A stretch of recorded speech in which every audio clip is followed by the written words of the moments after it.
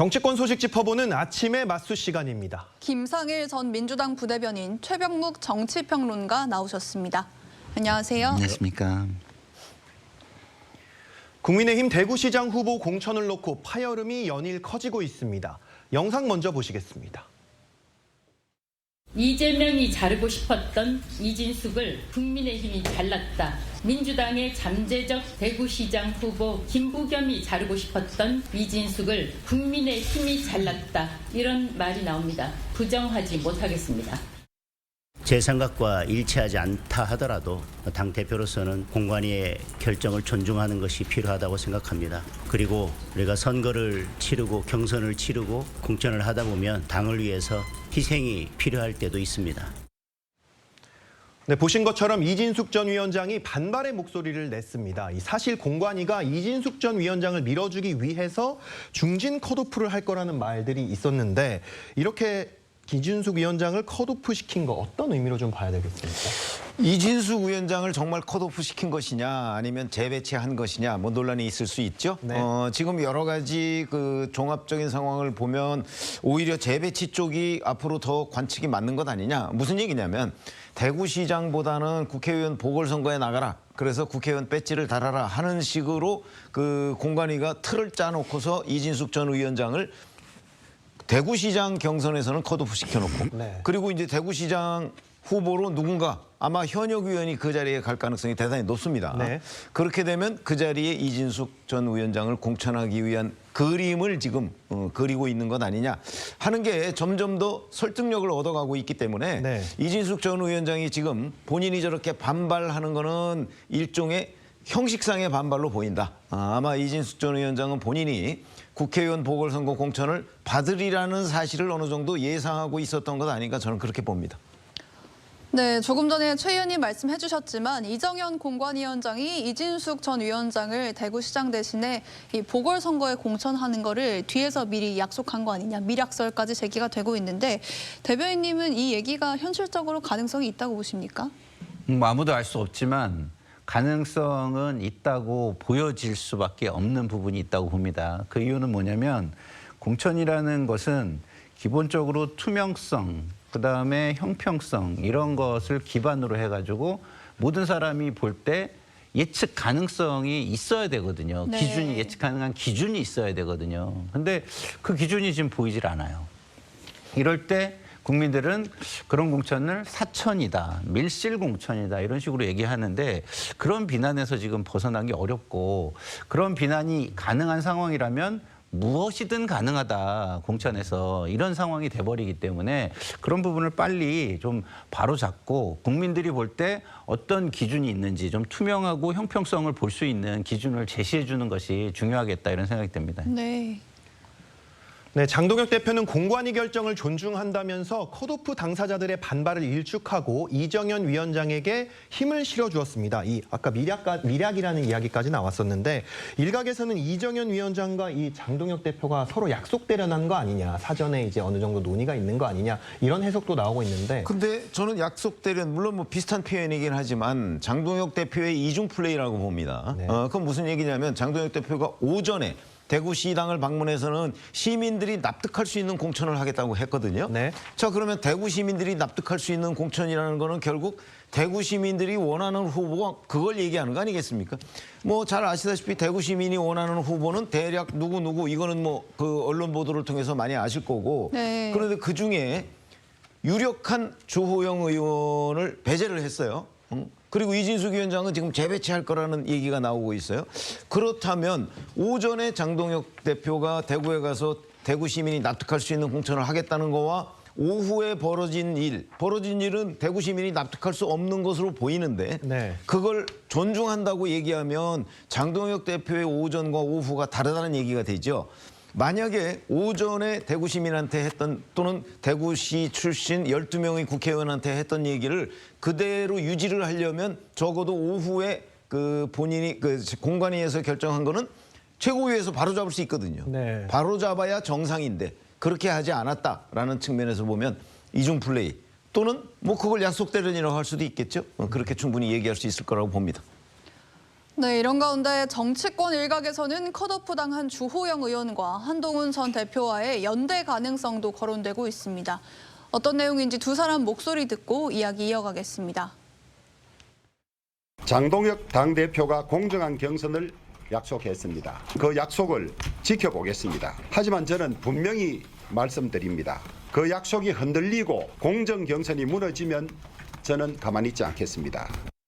그 정당에서 컷오프는 있을 수 있는 일인데 지금 장동혁 체제하에서 이런 컷오프는 이미 그 의도를 누구나 다 의심하고 확신해요. 네. 대구는 누구를 꽂아도 된다는 어떤 그런 그 생각하에서 저렇게 일종의 셔플을 하는 거잖아요.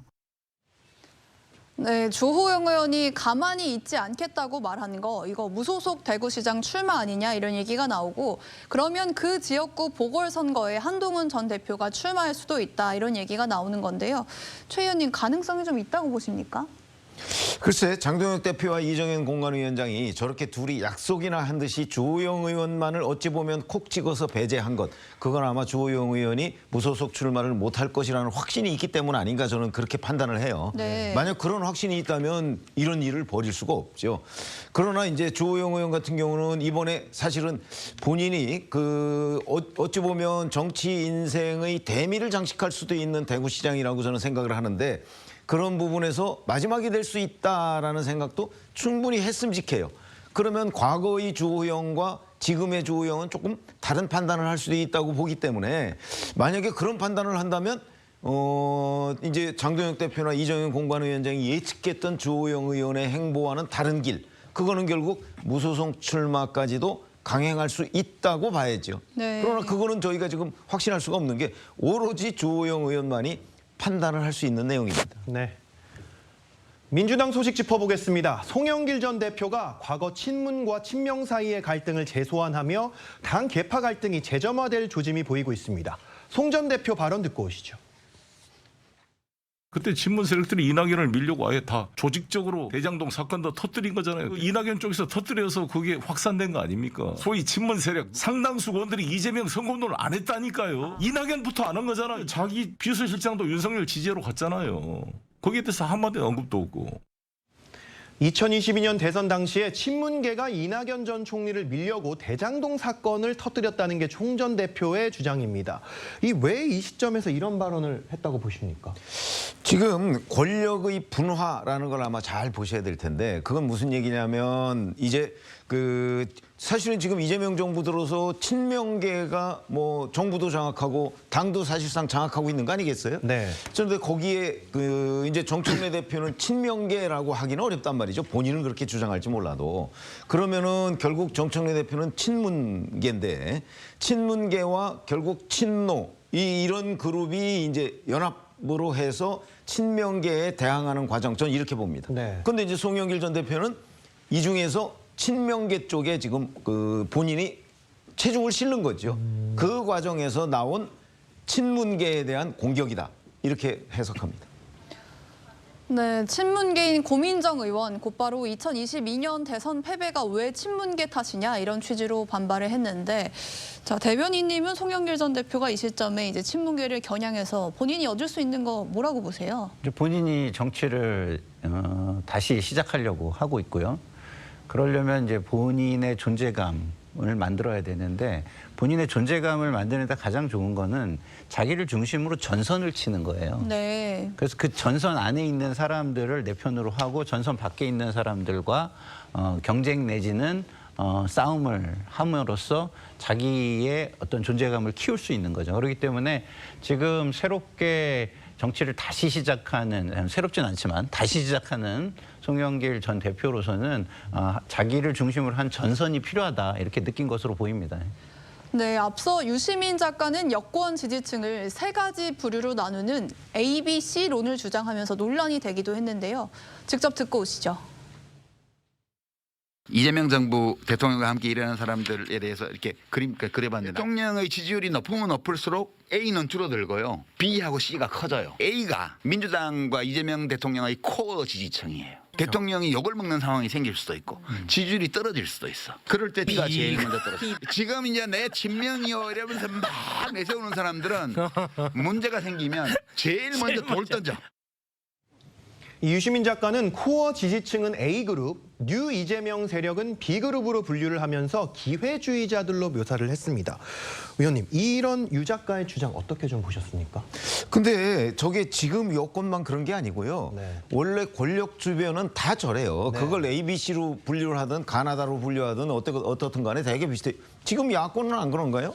야권도 코어 그룹이 있고 그 코어 그룹에 그 어찌 보면 따라다니면서 뭔가를 이익을 얻으려고 하는 세력이 있는 거예요. 네. 그러니까 전혀 새로운 주장이 아니다.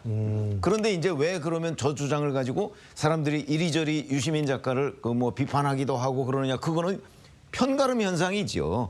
유시민 작가는 지금 사실은 친명 쪽에 가 있는 거잖아요.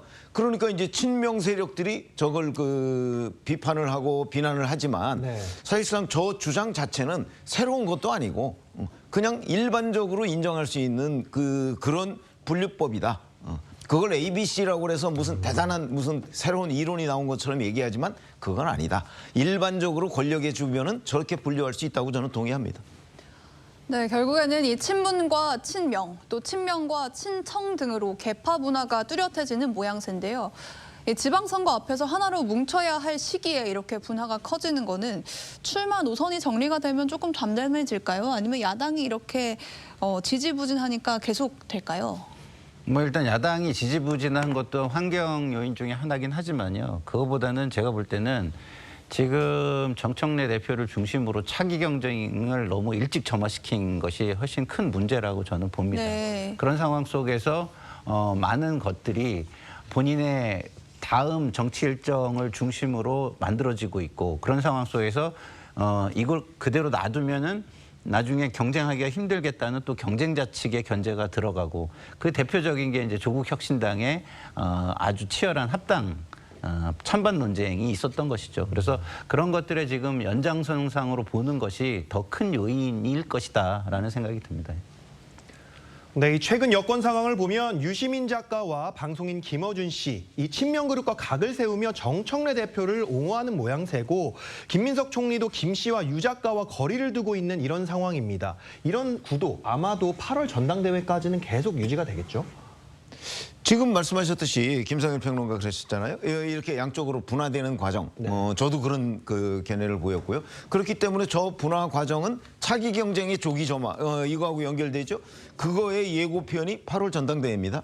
8월 전당대회에서 정청래 대표가 재선이 되면 차기 경쟁에서 일종의 유리한 위치를 확보할 수가 있고 만약에 거기서 재선에 실패하게 되면 여전히 친명이 당을 장악하는 그야말로 당청 일체 국면이 될 거거든요. 네. 그렇기 때문에 이 국면은 8월 전당대회까지는 무조건 가는 거고 8월 전당대회가 끝나고 나서도 계속된다. 왜냐하면 차기라는 거는 이재명 대통령 임기 말까지 계속되겠죠. 네, 정청래 대표는 이런 가운데 노무현 전 대통령의 묘역을 찾아서 검찰청 폐지를 알리면서 눈시울을 붉히기도 했습니다. 특히할 만한 점이 노무현 전 대통령의 사위인 곽상원 의원 등이 노 전 대통령을 정치적으로 이용한다면서 불편한 기색도 보였는데요. 대변인이 그러면 네. 이것도 이 차기 경쟁의 관점에서 해석할 수 있겠습니까? 그렇죠. 네, 그렇게 보는 게 저는 맞을 것 같고요. 이게 만약에 차기 경쟁이 아니라면 정청래 대표는 이재명 대통령한테 가시라고 제안을 했을 것 같아요. 왜냐하면 네. 지금은 이재명 정부가 성공하는 게 무엇보다 중요하잖아요. 정권 초기도 하고. 그러면 대통령 중심으로 좀 고민하는 모습을 보인다면 대통령이 먼저 가고 그러고 난 다음에 본인이 가면 자기 정치를 한다라고 좀 보는 시각이 좀 줄어들 수 있지만 네. 이런 식으로 본인이 어젠다를 모두 자기 어젠다로 가져가기 위해서 이벤트를 한다면 차기 경쟁의 일환으로 볼 수밖에 없고 그러니까 사위인 곽상원 의원도 아니 지금 이 내용 전체가 본인이 볼 땐 좀 과도한데 그거를 왜 노무현 전 대통령을 이용해 가지고서 뭐랄까요? 상황을 정리하려고 하느냐 이런 불만을 제기하는 것이죠. 네, 네, 두 분 말씀은 여기까지 듣겠습니다. 감사합니다. 감사합니다.